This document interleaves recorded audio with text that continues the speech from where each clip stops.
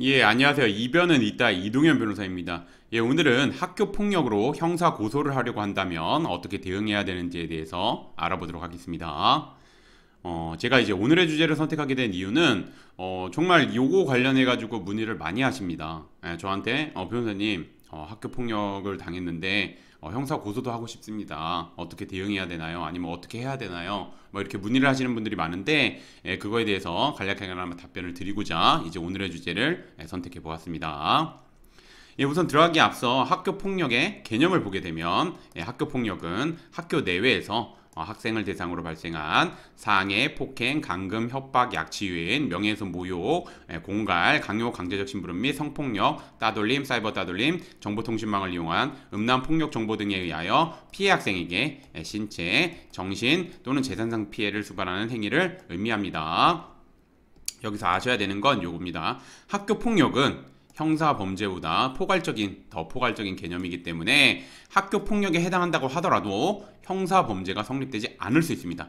제가 요거를 그림을 그려서 좀 설명을 드리면 학교 폭력의 개념은 굉장히 포괄적으로 규정되어 있습니다. 이 포괄적으로 규정된 것 중에 일부가 형사 범죄에 해당하는 겁니다. 형사 범죄에 해당하는 부분이고 그렇기 때문에 이런 부분들은 학교 폭력에 해당한다고 하더라도 형사 범죄에는 해당하지 않습니다. 그래서 여러분들이 오해하시는 게 있는데 학교 폭력에 해당하면 무조건 형사 범죄가 성립할 거다 이렇게 생각하는 경우가 있는데 그렇지 않다는 거 좀 설명을 드리고자 합니다. 예, 그럼 이제 오늘의 주제인 학교 폭력으로 형사 고소를 하려고 한다면 어떻게 대응해야 되는지 한번 보겠습니다.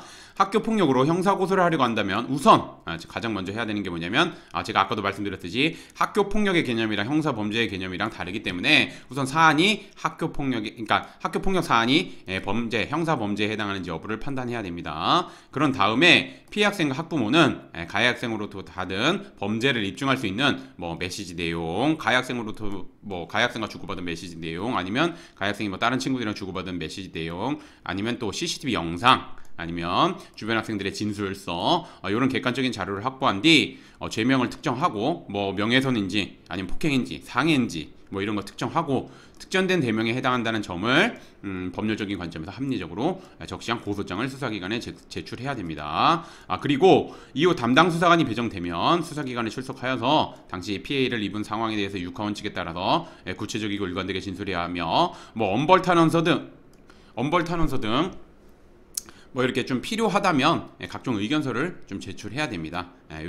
요렇게 좀 대응을 해야 되고 이렇게 대응을 하게 되면은 말 그대로 보통 이제 학교 폭력으로 형사 고소를 하게 되면은 상대편은 학생이기 때문에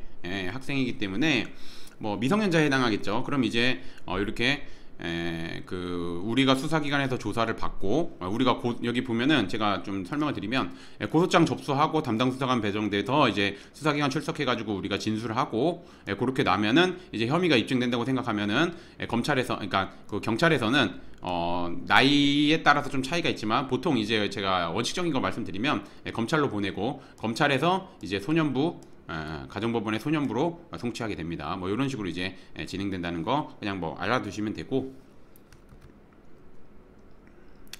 그래서 이제 오늘의 주제를 좀 정리해서 말씀드리면 학교 폭력으로 형사 고소를 하는 경우 형사 사건에서 잘못 대응하였다가 불송치 아니면 불기소 이렇게 되면 학교 폭력 사건에도 영향을 미쳐 학교 폭력에 해당하지 않는다는 결과가 나올 수도 있습니다. 반대도 마찬가지입니다. 제가 학교 폭력의 개념이랑 형사 범죄 개념이랑 조금 다르다고 하더라도 여기 겹치는 부분에 대해서 만약에 수사기관에서는 물론 이제 수사기관이랑 학폭은 다른 개념으로 보시면 되는데 서로 어느 정도 영향을 미치게 됩니다. 그래서 저도 사건을 진행할 때 만약에 형사사건에서 무혐의나 불송치나 무혐의를 받게 되면 그 자료를 당연히 학폭위에다 제출합니다.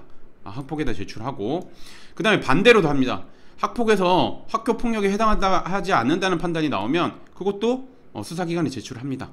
그렇기 때문에 요 두 가지 대응을 잘 하는 게 중요합니다.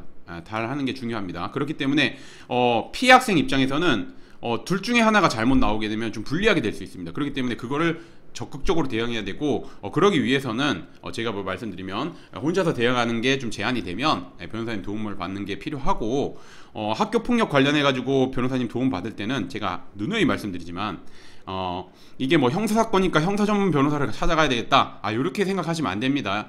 학교 폭력과 관련된 거는 학교 폭력의 특징을 가지고 있고 그거에 또 대응하는 게 다 다릅니다. 학교 폭력과 관련된 형사사건, 학교 폭력과 관련된 민사사건은 학교 폭력을 그 전문적으로 하는 변호사님 도움 받는 것이 좋습니다. 그래서 제가 딱 두 가지 확인하라고 하죠. 첫 번째, 대한변협에서 학교폭력 전문 변호사로 인정하고 있는지, 두 번째, 현재 학교폭력대책심의위원회 위원으로 활동하고 있는지 이 두 가지 꼭 확인하셔서 그러한 자격을 가진 변호사님들의 도움을 받는 것이 사건 진행하는데 더욱 유리할 수 있으니까 그거 잘 알아두셨으면 좋겠습니다. 오늘의 주제는 여기까지 마치겠고 저는 이변은 이따의 이동현 변호사였습니다. 감사합니다.